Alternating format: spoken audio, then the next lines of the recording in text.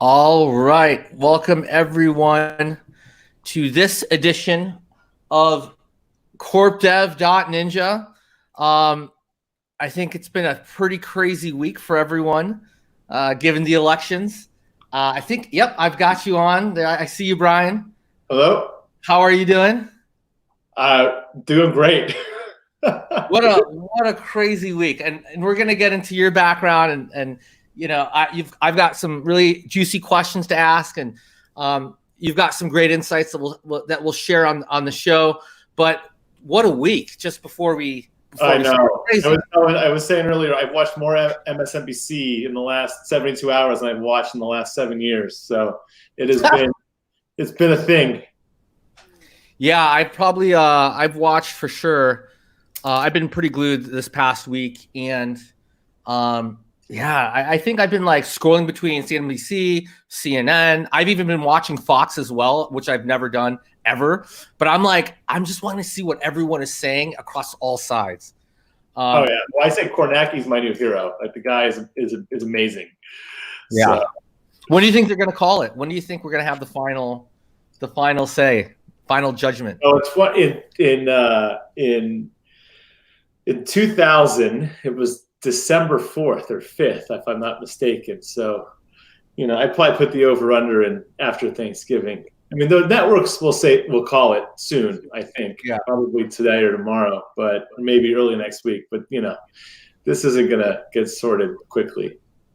Yeah, it is. It's not going to get sorted quickly. So thanks for joining, everyone. This is episode 17. 18. Brian Goldfarb joining us from, I thought originally San Francisco, but then I realized no, he lives in Seattle. So we changed that last minute in the title card. How's Seattle? Seattle's great. Rainy, cold winter. It's not San Francisco, so I feel like we've upgraded over here. It's definitely an upgrade. No, I used to live in. That's how we know each other. Yep. We both moved to Seattle around the same time, but you were a year ahead of me. We both started off at Microsoft together with our original crew of quote unquote marketing leadership recruits from undergrad. That was a long time ago now. It feels like yesterday though. Yeah, I had more hair. I was younger. The hair still looks great. You still you still look as young. Yeah, thank you. This is great. How are you holding up just in general in COVID? Are you pretty much quarantining? I did a trip last week for the first time in 8 months in a plane. It's the least amount of travel I've ever done, including since being an infant. So I've never traveled the least amount of time as I have today. Are you traveling anywhere? Have you gone anywhere? We've been very quarantined. We have not really left town. We drove on a little trip, which was a nice change of scenery. Have not been on a plane since RSA in February, which was the last kind of trip I did. So yeah, I'm in the same boat. It's the least travel I've done in ever, frankly. Yeah, and then before this one, it's actually quite nice. I tell everyone, including my parents, I'm like, I've literally worked 3 years in 1 year. I've gotten so much stuff done, including this show and other things. It's it just goes to show that travel can be, and sometimes I would subconsciously travel to places because I thought I had to, but it was more or less me, less being about efficient, more about hey, I just want to change things up and travel. So crazy. So we certainly all learned that we can get a lot of what we need to get done without actually getting on a plane. I think that's been a big aha moment for so many people in the last 7 months or so. Yeah. And a lot of, remote work's going to change. I've been doing it for 8 years, and now I'm happy the wheel is on my schedule. So Brian, I'm going to give you a quick bio for the folks who are listening live and who will listen later. Brian Goldfarb was most recently the Chief Marketing Officer and SVP of Business Development at Chef Software, which was sold to Progress Software last month. So hot off the heels of an M&A, and we're going to get into that shortly. Prior to joining Chef, Brian was the Chief Marketing Officer at Splunk from 2016 to 2019, leading that business through a major digital marketing transformation. Brian also served as SVP of Platform and App Cloud Marketing at Salesforce from 2015 2016. From 2012 to 2015, he also served as head of marketing of cloud platform at Google, launching Google's multi-billion-dollar cloud service provider to compete with Amazon and Microsoft. Really, like, I definitely want to learn more about that because that's super impressive. Previously, Brian served in product marketing and product management roles at Microsoft from 2003 to 2012 across developer tools and platforms, IT infrastructure systems, digital media, and cloud computing. Brian holds an AB from Duke University in comp sci and economics. Man, what an impressive background. Mouthful, man. You've done a lot. I mean, like, now that I think about it, it feels like yesterday since we were all joined Microsoft. When I read that bio, I'm like, wow, you've had a lot of career changes and different tracks between Microsoft and Google. You've done the startup thing, and really impressive. I have a lot of a varied set of experiences at large companies, at smaller companies, at growing companies, at turnaround sorts of things, and it's been it's an incredible learning experience. And I think the whole M&A conversation will be fascinating, having now been on both sides of the table by design, and it's been a pretty amazing experience.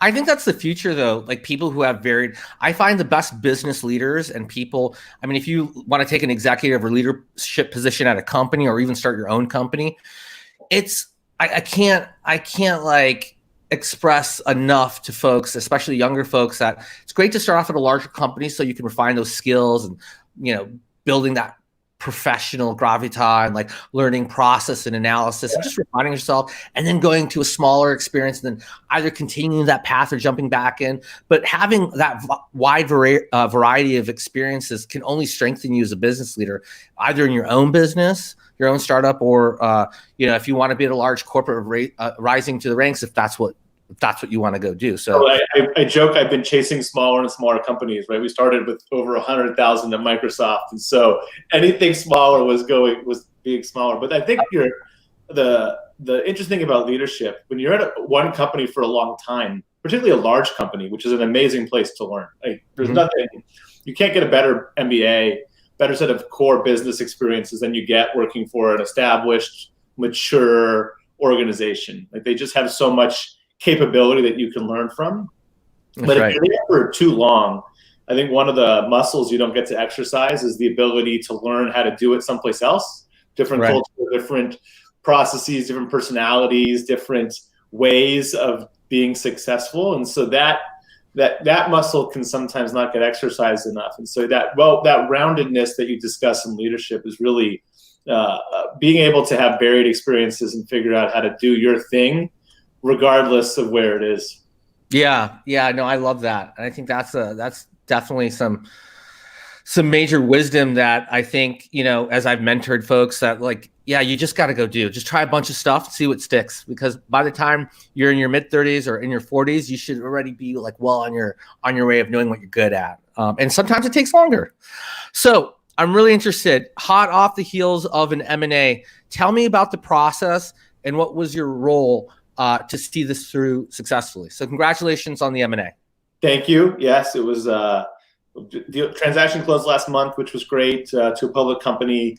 Interesting journey. We started kind of the very beginnings of the process before COVID, and we're going through traditional sell side M&A process, right?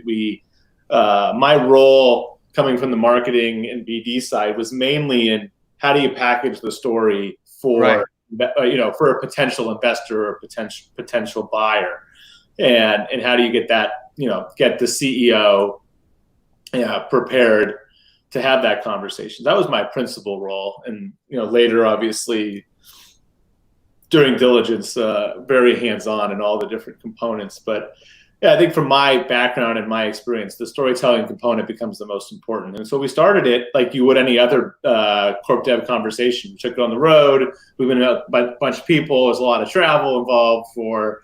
What was the impetus to do this M&A? Was there inbound interest? Was there combination? We're looking for a capital raise and or M&A, mainly just to execute against a thesis of DevOps market consolidation, which It's an absolutely true thesis. We were trying to figure out our role in that. And we started the conversations of like, how do you access more capital, which ultimately led into a sell side event, right? The company was trying to find, the cash to go execute against that thesis. But we hit the COVID wall, and COVID is interesting. I was going to say, how did you, because you're one of the very few companies I have heard of to go through a transaction during COVID time. So really interesting to understand how did that affect the process? Well, I mean, capital markets ceased to operate in April, right? I think we all kind of saw very varied versions of that. Public equity markets crashed. Businesses were super confused about what it meant for forecasts. Like no one was doing anything. So our process stopped. Yeah. I stopped capital raising or not capital raising, but making investments for my VC fund from like end of March for like 2-3 months, like completely. I was just like, because most people would pump the brakes. Like even if you weren't worried or you had a bullish outlook, there was just no transactions. There was nothing, right? Everyone was afraid and confused, and rightly so. I think it was peak confusion, hysteria, lack of understanding. So it was the correct thing for the market to do, right? Was to just stop.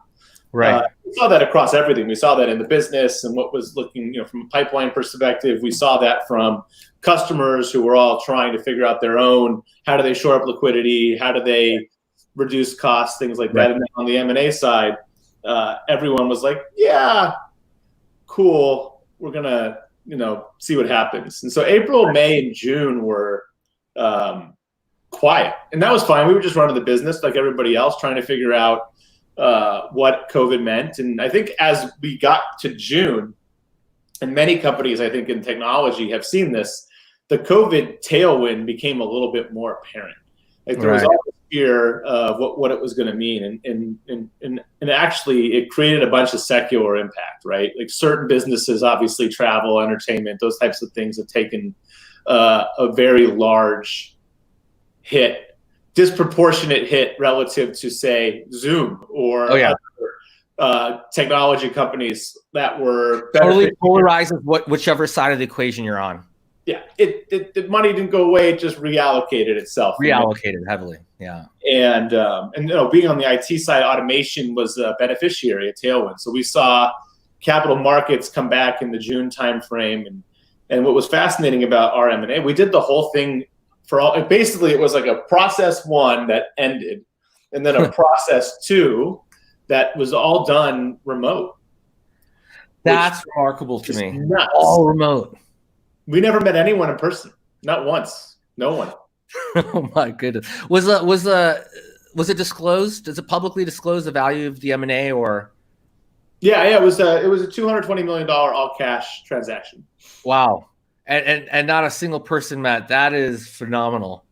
So hats off to your storytelling. Hats off to your storytelling, Brian. I got to learn. $250 million enterprise value created without anyone meeting in person. And that's the status quo now, right? That's the way it is. But in June, blows my mind. Weird.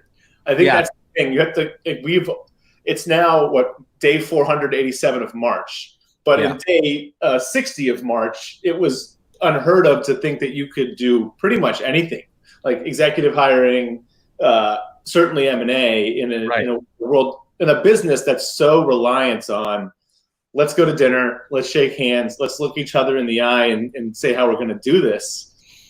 And it's what I think the big learning, it really made you focus on a different set of fundamentals, right? It was less about how did you hit it off with people, and way more about like here's the story, here's the meaning, here's what we're going to go do, let's go get it done. And it was hyper efficient, to be honest. No planes, no bankers flying back and forth. Everything was virtual, super fast. And that was a pretty incredible part of the process. Remarkable. Well, yeah, I'm actually doing 2 M&As right now. I'm an advisor to two companies in an M&A process. And it's true. Like everything is actually, one's just starting right now. I don't suspect we're going to have to do much travel, but they will not be on the scale as $250 million. So if you can get it across the line at $250 million, then I should be able to get it across the line without meeting as well and be efficient. But it is I'm noticing changes. What's up? Just send a bottle of champagne and you're fine. Exactly. Awesome. That's amazing. Switching gears a little bit, focused on Splunk. What deal are you most proud of at Splunk at your time there? Yeah, we only did a handful of M&A while I was CMO at Splunk. We were very much. It doesn't have to be M&A. It can be anything corp dev, BD. There was so much, a lot of technical BD. But I actually think we bought a company called VictorOps out of Boulder.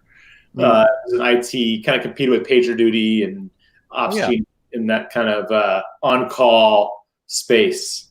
And that was just a lot. That one was more, proud of isn't necessarily the right word, but it was just a lot of fun working with that team. Small company. They had, I think the most interesting challenge we were working through was their model was more of a high transactional velocity PLG model. And Splunk was predominantly a high ASP, long sales cycle enterprise company. And trying to figure out how to blend and understand those two types of businesses, and how do you reconstruct an MRR business in a lot of ways inside of an ACV or ARR business was, I think, the most interesting component of that transaction. But that was a lot of fun, great team, cultural blend. So that was the one I think I'm not most proud of, but certainly the one I had the most fun doing.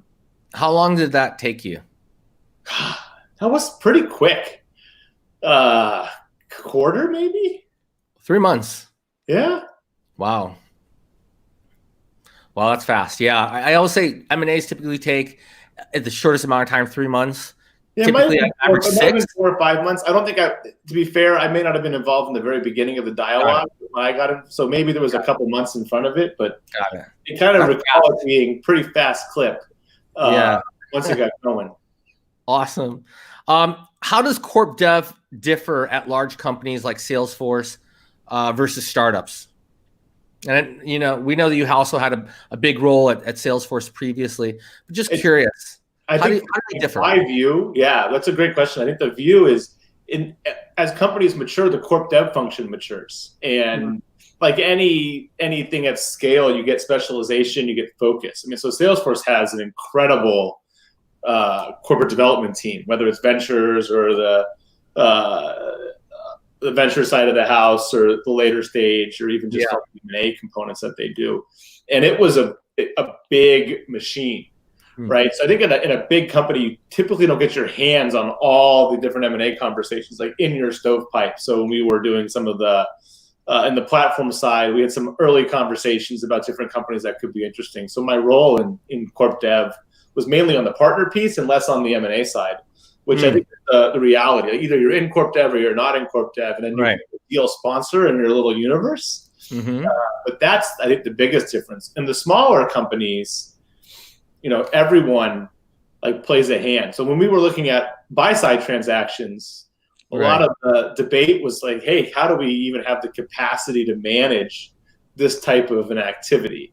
Whether it's a partnership deal. So at Chef, we had a lot of business development work with Amazon and Microsoft and Google on the cloud provider side.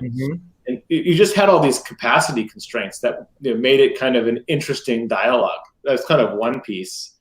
But everyone had a hand. I think that's the biggest difference. And then obviously, if you're a big giant company, you're generally the buy side. That's right. Not the sell side. And I'll tell you, the buy side unless you divest, and that's rare. Yeah, fair. That's your GE.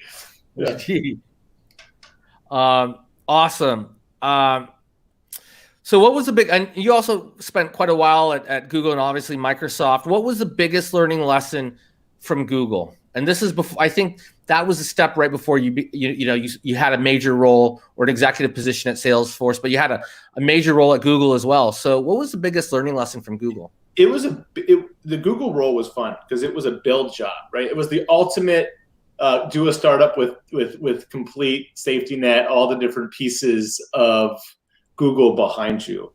I think one of the biggest learnings though is companies have a dance, a thing that they do real well. And when you are working in a category or a space that's fairly different from their innate thing, it creates a really different kind of dynamic. And so, like, in simple terms, Microsoft was a B2B company, right? And Google was not. And so we used to have like really interesting conversations like, hey, this cloud business is going to be big. Or I remember we'd have conversations to the extent of the cloud business is probably going to be as big as the advertising business. And the advertising people would look at you and say, you're crazy. No, but like actually it's probably bigger potentially from a gross revenue perspective. And it just, that DNA and that culture can be really challenging in a lot of ways. And so you look at the evolution of that business. I mean, it was 6 million ARR in 2012. And now it's probably what, 8 or 9 billion, if I had to guess. Oh my goodness. What's the multiple on that in terms of market cap? Is it like, who knows? None of these, they're not independent, right? Like if you spun AWS out of Amazon, what would the market cap be?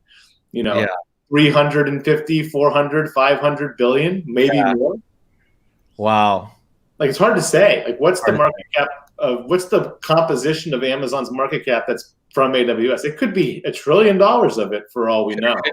It could be. Because it is extremely high margin. It's extremely efficient business. Like that's the. Probably, I would say 20 to 30x is, unless I'm sure I'm going to get a text message from somebody after this being like, from the public equities market. Some of my friends who are traders like, oh, is that 20, 30x? But I would guess that. It might be. I mean, 300 million.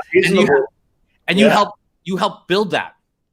Yeah, I mean, look, you think about the multiples that are given to high NRR businesses right now. Cloud is like a great example of extremely high NRR, right? Big deals that grow with consumption over time with basically infinite TAM. Right. If you look at comps in the marketplace where there's 80x multiples, like saying 20 to 30 doesn't feel crazy. Doesn't feel crazy because I think Shopify is like at 80x. Yeah, Snowflake's at 80x, right? High 80x. Right? High, extremely high NRR businesses, 160+%. Like they can basically take, next 12 months revenue times 30 to 40x. They're growing at 120%. Like you get to that 80 number. I mean, just kind of do this comp. Splunk is about 2 billion ARR ish. They're trading at 30 billion market cap. So that's 15x. 15x, yeah. And Snowflake's about 250 million ish. And they're trading at 60 billion. Yeah, huge. So that they got a lot to grow into, but it's going to be it's something I think about a lot. And being part of the construction of that, they're at the very beginning of the journey. Just trying to figure out, not product market fit, because that was defined by Amazon. That was defined by Amazon. Google market fit. Like how do you get Google to think about the business in a way that gets investment and thought leadership? And that's taken them 8 years. Wow. That's awesome. I love that. What's the biggest learning lesson that you got from Microsoft? And how many years were you there for? Just short of 10. Just short of 10. Okay, so I'm sure you've got a nice cherry in there somewhere of your biggest learning lesson at Microsoft. And I'm curious as well, selfishly, because we started around the same time. So I'm curious learning lesson at Microsoft. I don't know if this is the answer you would. And it's also your first professional job, actually. So like my first post-collegiate professional full-time job. Yeah, it's I'll tell you that Microsoft's a giant company. We were there in the Bomber days, not the Satya days, so a fairly different organization than it is today. And I would say the biggest learning that I keep with me today was this idea. I call it the favor bank. And it was in a giant company, to get anything done, someone has to do you a favor at the end of the day. There's very little you have your little patch, right? Even at any level of seniority, whether you're like 21 and you do this tiny little thing, or you're 31 and you run a big team, right? You need other people to get things done. And that's how large matrix companies work. And I learned early on that the best way is to just help as many people out as you possibly can so that you can get their support when you need it. And I don't know. I'm not Like sure it's pay it forward, karma points, political. Yeah, I call it the favor bank, right? Because the world operates on favors. I do it for you, you do it for me, and that's how we get things to move forward.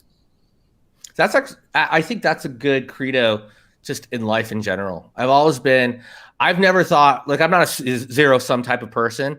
And I've learned that, like, the more that you can just help people genuinely and authentically, and you have time to do it and you're able to help folks, like, some folks may, that might return in the future or it may not, but you shouldn't be thinking about that. But in the aggregate, yeah. In the aggregate, it's going to help you out. And those people who don't know how to, like, do favors for others or help others, they're always going to be stuck at the place that they are early on in their career, whatever they want to do in life.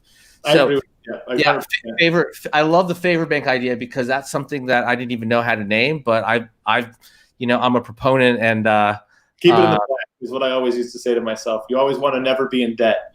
And to some extent, the key part is the authenticity of it, right? You want to do it because it's the right thing to do. And the thing we trade in is time. Like, all of us are so busy, and finding ways to make that time, particularly when you're younger in career and you have more access to minutes. To the extent that you can use that for good, or you can use that for yourself and others, like, that's a super positive thing. Yeah, love that. Brian, what are you up to today? So, hot off the heels of an acquisition, you're no longer. Have you helped with the integration, or you're? I'm done. No, I was done on the deal close, which is excellent. Awesome. So, what's your next? What are you looking for next? What's your next step? I'm hanging out with my dog, who's, like, passed out in the corner. And the name? That's Remy. Remy. Oh. He's really cute. I won't bore everyone by bringing him up here. He's been my COVID, or my wife and I's COVID, like, savior. Let me tell you. By the way, I got a Bengal kitten a couple months ago for the same reason. Didn't realize, like, it's been like 15, 20 years since I've had a pet. I'm like, now I forgot how amazing and awesome it is, and, like, how much, like, endless love and, like, social interactions that you have. It's incredible. He's a participant in many meetings and makes everybody happy. I'm going to pull over here in a minute. Right now, I'm actually going through this. You get this very rare to be able to have this opportunity. I'm just talking to tons and tons of companies, different CEOs in all these different spaces, and trying to figure out what the right next thing is for myself. I have a bunch of different ideas, but I've been blessed to have dozens and dozens of conversations. And we're kind of at this cool juncture in time where so many technology companies are having so much success and growth that it's a great time to be a marketer. It's a great time to be in technology. And I'm in learn mode, which the longer I can continue to be in learn mode and get to experience what's out there, I think is the better. Although my wife would tell you she'd prefer that I don't do this much longer. I'm sure you're going to have, a unlimited optionality and opportunity lists shortly. Yeah. Are you focused on being a CMO still, or more? Actually, I've been looking at sort of like earlier stage companies. There's a couple really interesting ones that are in kind of the data space, which is my background, that are, I think, super interesting, and places where I can help, and kind of continuing down that CMO role. But I've also started thinking about, like, what does it mean to go back to being more of a specialist, or even expanding toward general management. So there's just a lot of different places to play, which is, I'm given my background, I'm lucky. Well, after this, I actually, I had a eureka moment. There's a couple portfolios of mine. I think you'd be a great. It would be great for you at least to know who they are, and vice versa, to see if there's a good fit there. Hey, Remy, come make a cameo for LinkedIn Live here. See, he is my secret weapon. That is a corp dev move. That's how you disarm any hard-nosed negotiator. You'd be surprised. He has been a very effective negotiator, or certainly a heart warmer for folks, as we've all been stuck behind cameras. So yeah, super cute. So I guess we're at the tail end of our show. Couple questions. So keeping busy. You're keeping busy at home with Remy. Are you working? Do you have a Peloton like everyone else? I am addicted to Peloton. That has been my life change. My other COVID pandemic savior. And I mean 500 miles a month addicted to Peloton. Really? Yeah, I love it. It's such a great product. Oh, awesome. I've been and I'm such a gadget freak. Anyone who knows me and has been over to my place, they're like, this is like a home of the future. And they're like, everyone's surprised, like, why don't you have a Peloton? But I have a proper road bike that I cycled from Paris to Monaco last year. Oh, nice. That cost, what's up? Road bike prices, yeah. Road bike prices, yeah. I didn't realize these things can be the cost of a cheap car. I was like, wow, but expensive. And so I'm like, I already bought this bike. I have it on this system, like a Wahoo Kicker, but I have to install it and take it off and assemble and reassemble. And I've just found I'm not using it all the time. And so folks are like, if you just get a Peloton, just have a Peloton, and you don't have to reconfigure it. It's really easy and it's fun. Yeah. So it's been that awesome of an experience for you. Wow. Oh, I'm evangelist. I do no brainer. Okay. And there's a new model out there, right? Get the old one. It doesn't make a difference. Get the nice one. Doesn't matter. I mean, it's the same thing. It's the same bike at the end of the day. Same bike. They're a perfect example. They nailed the network effect early. They built a huge community. And they have tons of content. They've embraced third parties in smart ways. Okay, you went out, and it's super powerful. But yeah, that's been good. Definitely a good pandemic respite, particularly in Seattle when it rains a lot. It's when it rains a lot. Yeah. Are you watching anything on? I just started watching season 2 of Mandalorian on Disney. Ooh. I actually liked it. Queen's Gambit we just finished, which is actually pretty wonderful. That one's awesome. Pretty wonderful piece on Netflix. My wife's decided to rewatch Dawson's Creek, so that's my option: the election or Dawson's Creek. So I can choose. That's what you said. And then, how are you feeding yourselves? Are you guys? I don't know. Are you? Do you like to cook? Or do you like? Either of you? How are we feeding ourselves? Oh my gosh, we have cooked more in the pandemic than I think we ever have, but still doing the blend. We want to keep our local businesses alive, frankly. It's very important to us. So we mix it up, but I've gotten better at cooking. So I will not starve and die in the future, which is probably a good thing. I don't know. It just forces you to totally slow down. I mean, I think we're all working more because there's no. I'm working so much more. And there's no separation.